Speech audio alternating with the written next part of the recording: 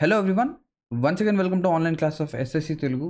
So ఈరోజు మనం ఈ సెషన్లో మన యొక్క జాగ్రఫీ సిరీస్లో వచ్చేసరికి థర్డ్ వీడియోలో అవుతున్నాం. సో ఈ థర్డ్ వీడియోలో మనం వచ్చేసరికి ఎర్త్ యొక్క ఇంటీరియర్ గురించి తెలుసుకోబోతున్నాం. సో ఎర్త్ యొక్క ఇంటీరియర్ అనేది ఏ విధంగా ఉంది, ఇందులో ఎటువంటి డివిజన్స్ అనేవి ఉన్నాయి, ఎలాగా ఏంటి అనేది మనం చూడబోతున్నాం. సో లెటస్ స్టార్ట్ చేయడానికంటే ముందు మీరు చూస్తున్నది ఎస్ఎస్సి తెలుగు యూట్యూబ్ ఛానల్. నా పేరు షానవాజ్ ఖాన్. అండ్ ఏదైతే మనం ఇక్కడ క్లాస్ అనేది చెప్తున్నామో ఈ క్లాసెస్ వచ్చేసరికి దీని యొక్క టోటల్ రైట్స్ వచ్చేసరికి మన పర్మార్ ఎస్ఎస్సి ఛానల్కే వెళ్ళడం అనేది జరుగుతాయి. ఎందుకంటే ఈ కంటెంట్ మొత్తం ఆ సార్ యొక్క ఏదైతే మైండ్ మ్యాప్ పీపీటీ అనేది ఉంటుందో అక్కడ నుంచి మనం ఏంటంటే మైండ్ మ్యాప్ డయాగ్రామ్ ఉంటుందో అక్కడ నుంచి తీసుకోవడం అయితే జరిగింది. ఓకేనా? So let us start. సో ఇక్కడ first of all mind map కనుక చూస్తే ఈ విధంగా మనకి ఏంటంటే ఒక మైండ్ మ్యాప్ అనేది క్రియేట్ చేయడం జరిగింది. సో ఇందులో మనం ఫస్ట్ ఆఫ్ ఆల్ మన యొక్క ఎర్త్ యొక్క ఇంటీరియర్ అనేది ఏ విధంగా మేడ్ అయింది, ఎలాగా అనేది ఒకసారి చూద్దాం. సో ఫస్ట్ మనం ఏంటంటే ఒక రఫ్ డయాగ్రామ్ అనేది చూద్దాం. మన ఎర్త్ యొక్క ఇంటీరియర్ అనేది ఏ విధంగా ఎన్ని పార్ట్స్గా మనం డివైడ్ చేసాం ఏంటి అనేది. సో ఇక్కడ డయాగ్రామ్లో కనుక మనం చూస్తే మన ఎర్త్ యొక్క పార్ట్స్ అంటే మన ఎర్త్ యొక్క ఇంటీరియర్ అనేది ఈ విధంగా మనం ఏంటంటే వీటిని డివైడ్ అనేది చేయొచ్చు. అవునా? సో ఇందులో మనకేంటంటే క్రస్ట్ ఉంటుంది, మ్యాంటల్ ఉంటుంది, కోర్ ఉంటుంది. అవునా? ఇక్కడ మనం ఏం చేస్తామంటే ఫస్ట్ దానికంటే ముందు ఎక్కడైనా మనకు స్పేస్ అనేది ఉందా, ఇక్కడే నేను డ్రా చేస్తాను చూడండి. సో ఫస్ట్ ఆఫ్ ఆల్ మనం అర్త్ యొక్క ఇంటీరియర్ని ఈ విధంగా కట్ చేసి ఓపెన్ చేస్తే మనకేంటంటే 3 పార్ట్స్గా మనం మన యొక్క అర్త్ని మన యొక్క అర్త్ యొక్క ఇంటీరియర్ని డివైడ్ చేయొచ్చు. ఫస్ట్ పార్ట్ వచ్చేసరికి ఇది, ఓకేనా? ఇది వచ్చేసరికి క్రస్ట్ అంటాం. దాని తర్వాత ఇది వచ్చేసరికి మ్యాంటల్, ఇదేంటి మ్యాంటల్, అండ్ ఇది వచ్చేసరికి కోర్. అవునా? సో క్రస్ట్ని కూడా మనం ఏంటంటే 2 పార్ట్స్గా డివైడ్ చేయొచ్చు. Upper crust, lower crust. మ్యాంటల్ని అప్పర్ మ్యాంటల్, లోవర్ మ్యాంటల్. కోర్ని ఇన్నర్ కోర్, అవుటర్ కోర్. ఇలాగా మనం ఏంటంటే వీటిని డివైడ్ అనేది చేయొచ్చు. క్లియరా? ఇప్పుడు చూద్దాం. ఫస్ట్ ఆఫ్ ఆల్ క్రస్ట్ అనేది చూద్దాం. ఏదైతే మన ఫస్ట్ సెగ్మెంట్ అనేది ఉందో లేదా ఫస్ట్ పార్ట్ అనేది ఉందో, ఏదైతే సర్ఫేస్ పార్ట్ అనేది ఉందో అది ఒకసారి చూద్దాం. సో క్రస్ట్ కనుక మనం చూస్తే దీని యొక్క కాంపోజిషన్, క్రస్ట్ అనేది ఏ మెటీరియల్స్తో మేడ్ అయింది అంటే it is made up of silica and aluminium. Sial ఏంటి? సియాల్. ఎలా గుర్తుపెట్టుకుంటా? సియాల్, సియాల్, ఓ సియాల్ ఇలాగనే చెప్పొచ్చు. O for oxygen. It is made up of silica and aluminium layer. And దీని యొక్క థిక్నెస్ వచ్చేసరికి 5 కిలోమీటర్స్ నుంచి 70 కిలోమీటర్స్ అనేది ఉంటుంది. 5 కిలోమీటర్స్ 70 కిలోమీటర్స్ ఇలా డిఫరెన్స్ ఎందుకు చెప్తున్నాను? ఎందుకంటే ఈ క్రస్ట్ అనేది ఏదైతే ఉందో ఈ క్రస్ట్ వచ్చేసరికి ఓషన్స్లో తక్కువ ఉంటుంది. అంటే ఈ పార్ట్ చూడండి మీరు, ఇక్కడ ఈ పార్ట్ కనిపిస్తుందా? ఈ పార్ట్ ఇక్కడ నుంచి ఇక్కడ వరకు ఇది వచ్చేసరికి క్రస్ట్. అంటే ఇది చూస్తే ఇది ఓషన్ పైన ఏదైతే క్రస్ట్ అనేది ఉందో అది ఎలా ఉంది? చాలా థిన్గా ఉంది. అంత ఎక్కువ కాదు. ఇక్కడ ఒక్క సెకండ్, ఇది మొత్తం క్రస్ట్ కాదు, పైన నీళ్ళు కదా, పైన వాటర్ ఇంత, ఇది మాత్రమే. సో ఇది చాలా థిన్గా ఉంది, చాలా పల్చగా ఉంది.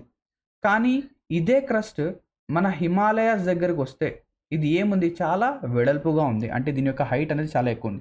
అంటే ఇక్కడ నుంచి మనం ఏం చెప్పొచ్చు అంటే క్రస్ట్ యొక్క లెంత్ అనేది వేరీ అవుతూ ఉంటుంది. ఓషన్లో తక్కువ ఉంటుంది, కానీ ఏదైతే మౌంటైన్ రీజన్స్ ఏవైతే ఉంటాయో అక్కడ ఎక్కువ అనేది ఉంటుంది. సో దానికోసం మనం 5 నుంచి 70 కిలోమీటర్స్ అని చెప్పాం. అండ్ దీన్ని మనం ఏంటంటే క్రస్ట్ అనేది మన ఏదైతే ఎర్త్ యొక్క ఇంటీరియర్ ఉందో అందులో వాల్యూమ్ పరంగా 1% ఉంటుంది, మాస్ పరంగా కూడా 1% ఉంటుంది. ఈ ఏవైతే నెంబర్స్ ఉన్నాయో, పర్సంటేజెస్ ఉన్నాయో అది తర్వాత చూద్దాం. ఇందులో ఈ క్రస్ట్ని మనం ఏంటంటే 2 పార్ట్స్గా డివైడ్ చేయొచ్చు. ఏంటది? Continental crust and oceanic crust. So continental crust వచ్చేసరికి గ్రనైటిక్ రాక్తో మేడ్ అయి ఉంటుంది. సో కాంటినెంటల్ అంటే కాంటినెంట్ పైన గ్రనైట్ రాక్స్ అనేవి ఉంటాయి. అండ్ ఓషనిక్ క్రస్ట్లో ఓషన్లో ఏముంటుందంటే సాల్ట్ ఉంటుంది. సో అదేవిధంగా ఓషనిక్ క్రస్ట్ వచ్చేసరికి బసాల్టిక్ రాక్. ఇక్కడ చూడండి salt. So oceanic crust is made up of basaltic rock and continental crust వచ్చేసరికి granitic rock. So continental crust అంటే ఏంటి? Land part of the crust. ఏదైతే ల్యాండ్ పార్ట్ ఉందో సో ఈ పార్ట్ మనం కాంటినెంటల్ క్రస్ట్ అంటాం. నెక్స్ట్ ఓషనిక్ క్రస్ట్ అంటే ఈ పార్ట్ ఏదైతే ఈ కొద్దిగా పార్ట్ అనేది ఉందో, కొద్దిగా పార్ట్ ఏదైతే ఉందో దాన్ని మనం ఓషనిక్ క్రస్ట్ అంటాం. అండ్ ఇక్కడ మీరు చూస్తే కాంటినెంటల్ క్రస్ట్ యొక్క యావరేజ్ థిక్నెస్ వచ్చేసరికి 30 కిలోమీటర్స్. ఓషనిక్ క్రస్ట్ యొక్క యావరేజ్ థిక్నెస్ వచ్చేసరికి 5 కిలోమీటర్స్. ఓకేనా? ఎంత ఉంటుంది? 5 కిలోమీటర్స్. కానీ ఇక్కడ మీరు చూస్తే ఏదైతే ఓషనిక్ క్రస్ట్ అనేది ఉంటుందో అది ఎలా ఉంటుంది? థిక్గా ఉంటుంది. సారీ, ఇది ఎలాగా థిక్గా ఉంటుంది, ఇది లైటర్గా ఉంటుంది అంటున్నారు. అవునా? ఇది థిన్గా ఉంటుంది. థిక్ కాదు, ఇక్కడ థిన్, ఇక్కడ spelling mistake thin. So thick అంటే ఏంటి, చాలా లావుగా ఉండడం. అంటే మీరు ఇమేజ్లో కనుక చూస్తే ఏదైతే కాంటినెంటల్ క్రస్ట్ ఉందో ఇది ఎలా ఉంది, చాలా థిక్గా ఉంది. కానీ దీని యొక్క డెన్సిటీ అనేది తక్కువగా ఉంటుంది, ఇది లైట్గా ఉంటుంది. కానీ ఇదే ఓషనిక్ క్రస్ట్లో కనుక మీరు చూస్తే ఇది ఏమవుతుంది, ఈ క్రస్ట్ పైన మనకేంటంటే వాటర్ అనేది ఉంటుంది. సో వాటర్ అనేది ఏం చేస్తుంది, ఈ క్రస్ట్ పైన ప్రెషర్ అనేది క్రియేట్ చేస్తూ ఉంటుంది. సో దానివల్ల ఏమైపోతుంది, ఇది కాంపాక్ట్గా అయిపోతుంది. అంటే ఈ ఓషనిక్ క్రస్ట్ అనేది డెన్స్గా ఉంటుంది. అవునా, ఓషనిక్ క్రస్ట్ అనేది థిన్గా ఉన్నా కూడా డెన్స్గా ఉంటుంది, కాంటినెంటల్ క్రస్ట్ అనేది థిక్గా ఉన్నా కూడా ఇది లైట్గా ఉంటుంది. ఇలా మనం గుర్తుపెట్టుకోండి. So it is thick and lighter, it is thin and denser. అర్థమైందా, ఇది మన యొక్క క్రస్ట్ గురించి. నెక్స్ట్ పార్ట్ ఏంటి, మ్యాంటల్. సో క్రస్ట్ని కూడా మనం ఏం చేయొచ్చు, రెండు పార్ట్స్గా డివైడ్ చేయొచ్చు, అవుటర్ క్రస్ట్, ఇన్నర్ క్రస్ట్. ఓకేనా, అలా చెప్పొచ్చు. నెక్స్ట్ ఇక్కడ చూద్దాం మ్యాంటల్ అనేది ఏంటి, it is a second layer. ఇదేంటి, సెకండ్ లేయర్. ఇందులో మనకు వచ్చేసరికి it is made up of silicon and magnesium. ఇదేంటి, ఫస్ట్ క్రస్ట్ వచ్చేసరికి సిలికా అండ్ అల్యూమినియం. మ్యాంటల్ వచ్చేసరికి సీమా అనే అమ్మాయి, అవునా, సిలికా అండ్ మెగ్నీషియం. సో దీని యొక్క థిక్నెస్ కనుక చూస్తే it is around 2900 kilometres. By volume వచ్చేసరికి 84%, బై మాస్ 68%. ఇది లాస్ట్లో చూద్దాం. నెక్స్ట్ ఏదైతే మ్యాంటల్ అనేది ఉందో, మ్యాంటల్ యొక్క టాప్ లేయర్ ఏదైతే ఉందో అది ఎలా ఉంటుందంటే సాలిడ్ ఫామ్లో ఉంటుంది. మ్యాంటల్ యొక్క టాప్ మోస్ట్ లేయర్ వచ్చేసరికి మనకు సాలిడ్ ఫామ్లో ఉంటుంది. ఇక్కడ కూడా డివిజన్ అనేది ఉంటుంది, upper mantle, lower mantle. And ఇక్కడ మనకేంటంటే ఒక స్పెషల్ లేయర్ అనేది కనిపిస్తుంది, ఏంటది, యాస్థినోస్పియర్. సో ఈ asthenosphere it is in the form of semi molten form. అంటే ఇది ఎలా ఉంటుందంటే అలాగా ఒక సాలిడ్ ఫామ్లో ఉండదు, అలా అని చెప్పేసి పూర్తిగా వాటర్ లాగా లిక్విడ్ ఫామ్లో కూడా ఉండదు. అంటే ఇది ఎలా ఉంటుందంటే ఒక జెల్లీ సబ్స్టెన్స్ లేదా ఒక ప్లాస్టిక్ టైప్. సో ప్లాస్టిక్ అనేది మనము కొంచెం హీట్ చేసి దాన్ని మనం ఏంటంటే కొంచెం లిక్విడిస్ టైప్లో కన్వర్ట్ చేసి ఎలా ఉంటుంది, సెమీ మోల్టన్ ఫామ్ అంటాం కదా, ఆ విధంగా ఈ యాస్థినోస్పియర్ అనేది ఉంటుంది. సో ఈ asthenosphere and upper part of the mantle ఏదైతే అది ఎలా ఉంటుంది, సాలిడ్గా ఉంటుందో అది ఒకసారి చూద్దాం. సో ఇది క్రస్ట్ అనేది మనం చూసేసాం. సో ఇప్పుడు ఇక్కడ ఈ డయాగ్రామ్లో మీరు కనుక చూస్తే ఇక్కడ చూడండి, ఈ అప్పర్ పార్ట్, ఈ పార్ట్ ఏదైతే ఉందో ఈ పార్ట్ వచ్చేసరికి మ్యాంటల్ యొక్క సాలిడ్ ఫామ్. సో ఈ పార్ట్ ఏంటి, మ్యాంటల్ యొక్క సాలిడ్ ఫామ్ అండి. దీని కిందే మనకేంటంటే యాస్థినోస్పియర్ అనేది ఉంటుంది. ఏముంటుంది, యాస్థినోస్పియర్. సో ఈ యాస్థినోస్పియర్ కనుక చూస్తే ఇది వచ్చేసరికి ఎలా ఉంటుంది, కొంచెం లిక్విడిష్, అంటే ఇది సెమీ మోల్టన్ ఫామ్లో ఉంటుంది. సో దీనివల్ల మనకి ఏమవుతాయి అంటే ప్లేట్ మూమెంట్స్ అనేవి జరుగుతాయి. ఎలా జరుగుతాయి ఏంటి అనేది చూద్దాం. సో ఫస్ట్ ఆఫ్ ఆల్ ఇక్కడ మీరు చూడండి, ఇది యాస్థినోస్పియర్, ఇది upper solid part of the mantle. ఇక్కడ మనం ఏం చేస్తున్నామంటే ఏదైతే క్రస్ట్ ఉందో plus upper solid part of mantle, ఈ రెండింటిని కంబైన్ చేస్తే మనకి ఏమొస్తుందంటే లిథోస్పియర్ వస్తుంది. ఈ రెండింటిని కంబైన్ చేస్తే మనకు లిథోస్పియర్ అనేది వస్తుంది. సో ఈ లిథోస్పియర్ అనేది ఏం చేస్తుందంటే ఏదైతే దాని కింద ఉన్న లేయర్ ఏంటది, యాస్థినోస్పియర్. ఈ యాస్థినోస్పియర్ అనేది ఎలా ఉంది, ఒక సెమీ మోల్టన్ ఫామ్లో ఉంది. సో దీనిపైన అంటే ఇప్పుడు చూడండి, ఎప్పుడైనా కూడా మనం ఏంటంటే నీళ్ళ పైన, వాటర్ పైన ఒక బోట్ అనేది వేసాం. సో వాటర్ అనేది లిక్విడ్ ఫామ్, బోట్ అనేది సాలిడ్. సో దానిపైన ఎప్పుడైనా ఒక సాలిడ్ వస్తువు కనుక పెడితే అదేమవుతుంది, కొంచెం మూమెంట్ అనేది చేస్తుంది, కొంచెం ముందుకు వెనక్కి వెళ్ళడం జరుగుతుంది. అలాగే ఇది సెమీ మోల్టన్ ఫామ్ పైన ఒక సాలిడ్ సబ్స్టెన్స్ కనుక ఉంటే అదేం చేస్తుంది, మూమెంట్ అనేది చేస్తుంది. సో ఈ మూమెంట్ని మనం ఏమంటామంటే ప్లేట్ మూమెంట్స్ అంటాము. ప్లేట్ టెక్టానిక్ థియరీ అనేది ఇక్కడ నుంచే మనకి ఏంటంటే రావడం జరుగుతుంది. క్లియర్, ఇక్కడ మనం యాస్థినోస్పియర్ గురించి కూడా డిస్కస్ చేసాం. Now coming to the next one which is core. ఓకేనా, core. So core is made up of nife. Core అనేది ఎలా మేడ్ అయింది, nife for nickel iron. So crust వచ్చేసరికి ఓసియల్.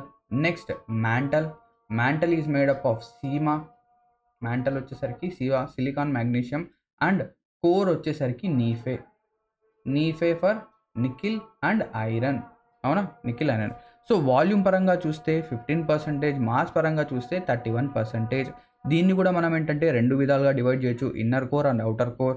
ఏదైతే ఇన్నర్ కోర్ అనేది ఉంటుందో అది ఎలా ఉంటుందంటే సాలిడ్ ఫామ్లో ఉంటుంది. అది ఎలా ఉంటుంది, సాలిడ్ ఫామ్లో.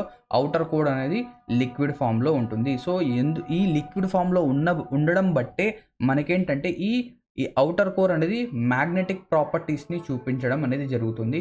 అండ్ ఏదైతే అవుటర్ కోర్ అనేది ఉందో దీని యొక్క థిక్నెస్ వచ్చేసరికి 1300 కిలోమీటర్స్, ఇన్నర్ కోర్ వచ్చేసరికి 2200 కిలోమీటర్స్ అనేది దీని యొక్క థిక్నెస్. ఇప్పుడు మనం చెప్పాం కదా వాల్యూమ్ పరంగా, మాస్ పరంగా అనేది. ఇప్పుడు చూడండి నేనేం చేస్తానంటే crust, mantle, core, first of all volume పరంగా అండ్ మాస్ పరంగా ఎంత పర్సంటేజ్. క్రస్ట్ అనేది రెండు కూడా 1%. సో వాల్యూమ్ పరంగా 1%, మాస్ పరంగా కూడా 1%. కోర్ కనుక తీసుకుంటే ఓకేనా, కోర్ ఏంటి, కోర్ వచ్చేసరికి వాల్యూమ్ పరంగా 15%, మాస్ పరంగా దీనికి డబుల్ కంటే ఒకటి ఎక్కువ, 15 + 1. So 15 2 30, 30 + 1 is 31. ఇలా గుర్తుపెట్టుకోండి. 1 కోర్ వచ్చేసరికి వాల్యూమ్ పరంగా 15, మాస్ పరంగా దానికి డబల్ 31. సో 30 కంటే కొంచెం ఎక్కువ. ఇక్కడ రిమైనింగ్ ఎంత, ఇది 16 అంటే 84%. వాల్యూమ్ వచ్చేసరికి మ్యాంటల్. నెక్స్ట్ 68% మాస్ పరంగా మ్యాంటల్ ఉంటుంది. అర్థమైందా, క్లియరా, ఓకేనా. సో ఇప్పుడు ఏవైతే ఈ సెగ్మెంట్స్ ఉన్నాయో, అంటే క్రస్ట్ అనేది ఉంది, క్రస్ట్లో కూడా రెండు పార్ట్స్ ఉన్నాయి, outer crust, inner crust, mantle, upper mantle, lower mantle, దీని తర్వాత core, inner core, outer core. వీటి మధ్య మనకేంటంటే డిస్కంటిన్యూటీస్ అనేవి ఉంటాయి, ఓకేనా. ఒక లైన్ అనేది ఉంటుంది, అంటే ఈ పర్టికులర్ లైన్ నుంచి మనకేంటంటే ఇన్నర్ కోర్ స్టార్ట్ అవుతుంది, లేదా ఈ పర్టికులర్ లైన్ నుంచి అవుటర్ మ్యాంటల్ లేదా అప్పర్ మ్యాంటల్ స్టార్ట్ అవుతుందని చెప్పేసి మనం ఏంటంటే కొన్ని డిస్కంటిన్యూటీస్ అనేవి చెప్పడం అనేది జరిగింది. సో వాటిని ఏమంటాము, సో ఇక్కడ చూడండి. దానికంటే ముందు లిథోస్పియర్ అంటే ఏంటి ఆల్రెడీ చెప్పాను. Crust and upper solid part of the మ్యాంటల్ని మనం ఏమంటాం, లిథోస్పియర్ అంటాం. ఇక్కడ చూడండి, ఈ లిథోస్పియర్ అనేది ఏం చేస్తుంది, ఏదైతే యాస్టినోస్పియర్ ఉందో దీనిపైన స్లైడ్ చేస్తూ ఉంటుంది. ఎందుకు స్లైడ్ చేస్తుంది, ఈ యాస్టినోస్పియర్ అనేది లిక్విడ్ ఫామ్లో ఉంటుంది కాబట్టి. ఇక్కడ మీరు చాలా చాలా ఇంపార్టెంట్ పాయింట్ అనేది గుర్తుపెట్టుకోవాల్సింది ఏంటంటే ఈ యాస్టినోస్పియర్ అనేది లిథోస్పియర్లో పార్ట్ కాదు. లిథోస్పియర్కి యాస్టినోస్పియర్కి ఎటువంటి సంబంధం అనేది ఉండదు. యాస్టినోస్పియర్ పైన లిథోస్పియర్ అనేది ఉంటుంది. యాస్టినోస్పియర్ పైన లిథోస్పియర్ మూవ్ అవుతూ ఉంటుంది. సో ఈ లిథోస్పియర్ యొక్క థిక్నెస్ అనేది 10 కిలోమీటర్స్ నుంచి 200 కిలోమీటర్స్ అనేది ఉంటుంది. ఇక్కడ చూస్తే కొంచెం తక్కువ ఉంది, ఇక్కడ చూస్తే చాలా ఎక్కువ ఉంది. సో 10 నుంచి 200 కిలోమీటర్స్ ఉంటుంది. అర్థమైందా, క్లియర్. ఇప్పుడు డిస్కంటిన్యూటీస్ అనేవి చూద్దాం, ఓకేనా. సో ఇప్పుడు నేను రాస్తాను చూడండి, నేనేంటంటే వీటిని రాస్తాను. ఫస్ట్ ఆఫ్ ఆల్ నేను ఇలా డ్రా చేసిన తర్వాత ఇది వచ్చేసరికి క్రస్ట్, ఇది మ్యాంటల్, ఓకేనా. ఇది ఫస్ట్ డివిజన్. దీని తర్వాత నేనేం చేయొచ్చు, ఇక్కడ దీని యొక్క కలర్ అనేది చేంజ్ చేసి ఇక్కడ క్రస్ట్ని అవుటర్ క్రస్ట్, ఇన్నర్ క్రస్ట్, మ్యాంటల్ని అప్పర్ మ్యాంటల్, లోవర్ మ్యాంటల్, అవునా. నెక్స్ట్ దీని తర్వాత inner core, outer core. So దీన్ని మీరు గుర్తు పెట్టుకోవడానికి ట్రిక్. సో ఇప్పుడు నేను డైరెక్ట్గా ఏం చెప్పొచ్చు, ఇప్పుడు నేనేంటంటే డైరెక్ట్గా ఇది కొంచెం ఏంటంటే అప్డేట్ అయింది, అప్డేట్ అయిన తర్వాత కొంచెం మనకు అర్థం కావడం లేదు. ఇప్పుడు చూడండి, సో ఇక్కడ నేను ఏం చెప్పొచ్చు, కోన్రాడ్ డిస్కంటిన్యూటీ ఏం చేస్తుంది, అవుటర్ క్రస్ట్ని, ఇన్నర్ క్రస్ట్ని సపరేట్ చేస్తుంది. మోహో డిస్కంటిన్యూటీ క్రస్ట్ని, మ్యాంటల్ని డిస్కంటిన్యూ చేస్తుంది. రెపెట్టి, గ్యూటెన్బర్గ్, లేమన్, ఇలా నేను డైరెక్ట్గా చెప్పొచ్చు, కానీ మీకు గుర్తుంటుందా, ఎగ్జామ్లో రాదు. సో ఇప్పుడు మీరు ఎలా చేస్తారంటే ఫస్ట్ ఆఫ్ ఆల్ ఇలా డయాగ్రామ్ అనేది వేయండి. వేసిన తర్వాత ఏం గుర్తుపెట్టుకుంటారు, ఇప్పుడు మన రాహుల్ గాంధీ గారు ఎన్నో సంవత్సరాలుగా ప్రైమ్ మినిస్టర్ అవ్వాలని చెప్పేసి ట్రై చేస్తున్నారు, కానీ ఆయన ప్రైమ్ మినిస్టర్ అయ్యారా, లేదు. లేదు. కనీసం లెటస్ హోప్, మీరు గుర్తుపెట్టుకోవడానికి చెప్తున్నాను, ఓకేనా. ఇది సీరియస్గా తీసుకోండి. లెటస్ హోప్ ఆయన ఒక స్టేట్కి సీఎంగా అయినా అవుతారు అని చెప్పేసి అనుకుందాం. సో ఇప్పుడు నేనేం చెప్తున్నాను, సీఎం ఎవరు, సీఎం మన రాహుల్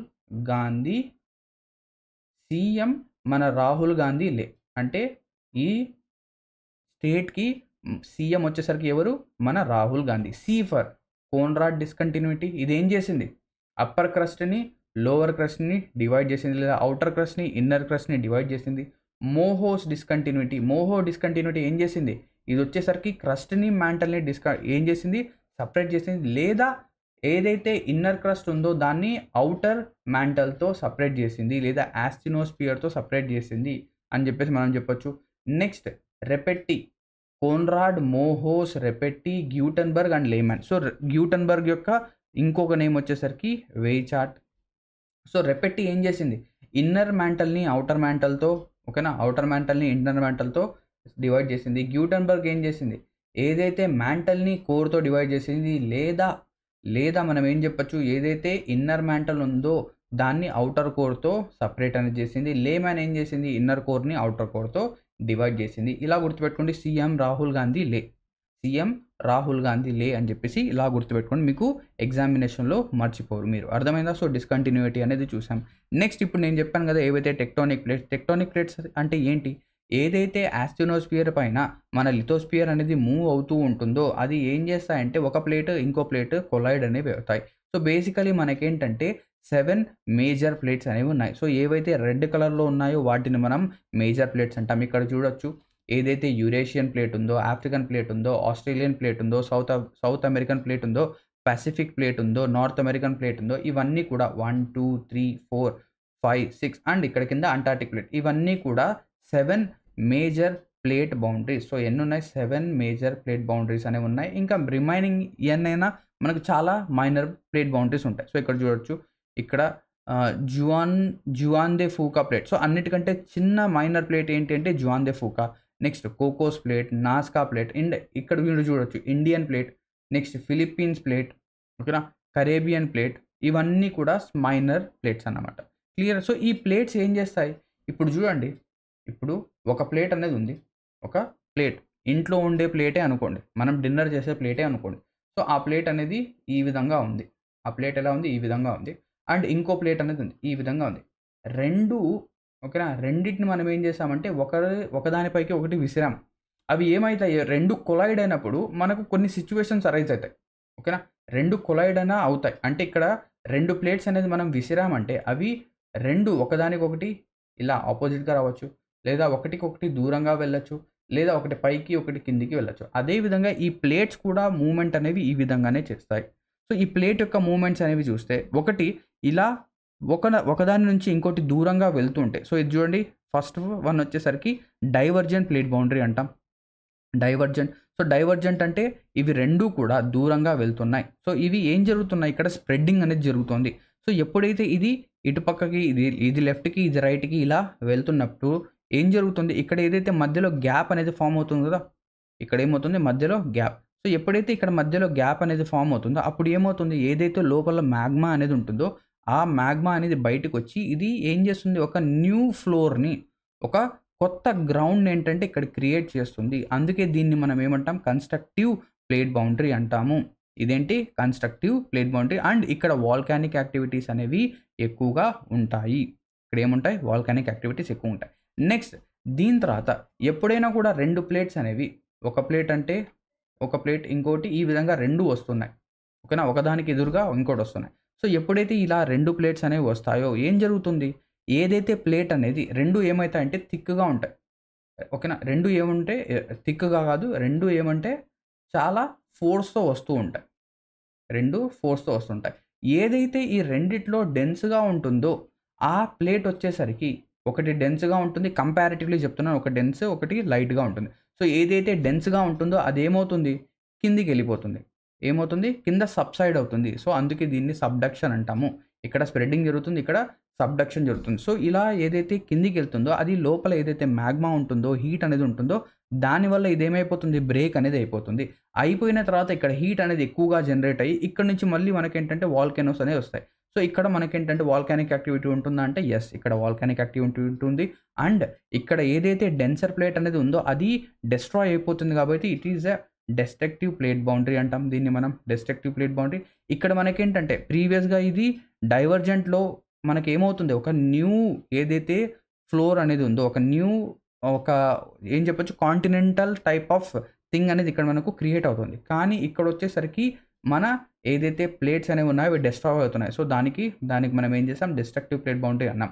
నెక్స్ట్ ఇక్కడ వచ్చేసరికి లేటరల్ స్లైడింగ్ అనేది జరుగుతుంది. సో ఇది ట్రాన్స్ఫార్మ్ అంటే ఒకటి పైకి వెళ్తుంది, ఇంకోటి వచ్చేసరికి కిందికి వెళ్తుంది. అంటే ఏవైతే ఈ ప్లేట్స్ అనేవి ఉంటాయో ఇవి స్పెసిఫిక్గా ఏంటంటే ప్యూర్గా స్మూత్గా ఉండవు, మనం ఆలోచించేంత స్మూత్గా ఉండవు.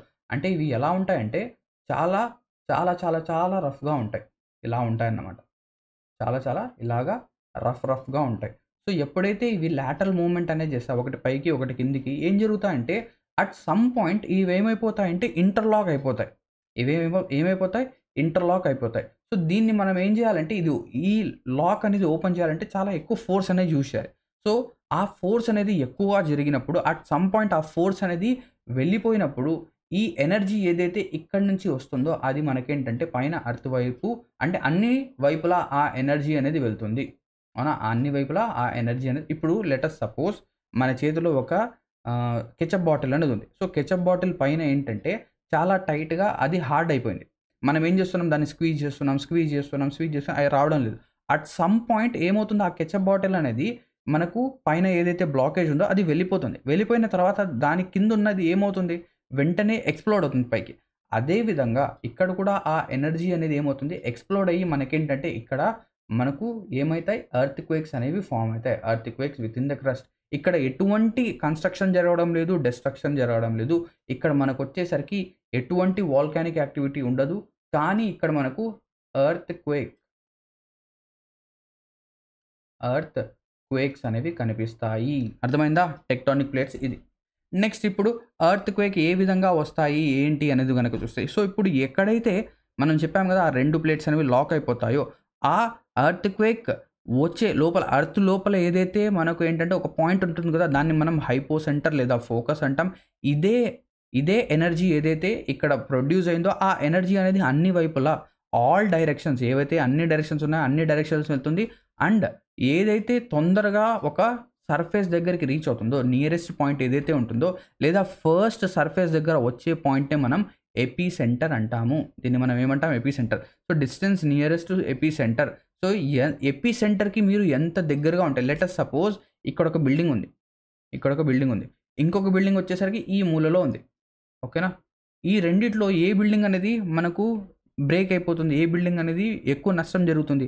ఏదైతే ఎపి సెంటర్‌కి దగ్గరగా ఉంటుందో అక్కడ మనకేంటంటే డిస్ట్రక్షన్ ఎక్కువ ఉంటుంది కాబట్టి ఈ బిల్డింగ్ అనేది ఖచ్చితంగా డిస్ట్రాయ్ అయిపోతుంది. ఇక్కడ మేబీ కొన్ని కిటికీలో, కొన్ని డోర్‌లో విరిగిపోయి పడిపోతాయి. ఇక్కడ చూడండి energy release due to the movement of plates in the form of waves. Earthquakes మనకేంటంటే సీస్మిక్ వేవ్స్‌గా ఉంటాయి. సో, ఇక్కడ ఎర్త్‌క్వేక్ యొక్క ఇమేజ్ కూడా మనకు కనిపిస్తుంది.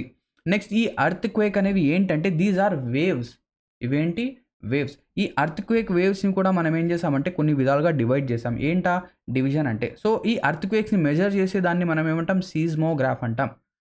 అన్ instrument that records earthquake waves. So, earthquake వేవ్స్‌ని రికార్డ్ చేసేదాన్ని మనం సీస్మోగ్రాఫ్ అంటాం. అండ్ ఈ వేవ్స్‌ని మనం ఏం చేసామంటే 2 పార్ట్స్‌గా డివైడ్ చేసాం. ఏంటది? Body waves and surface waves.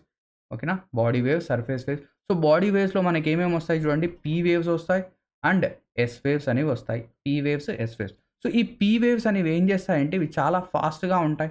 ఇవి చాలా ఫాస్ట్‌గా ఉంటాయి. దీని యొక్క స్పీడ్ వచ్చేసరికి 7-8 కిలోమీటర్స్ పర్ సెకండ్.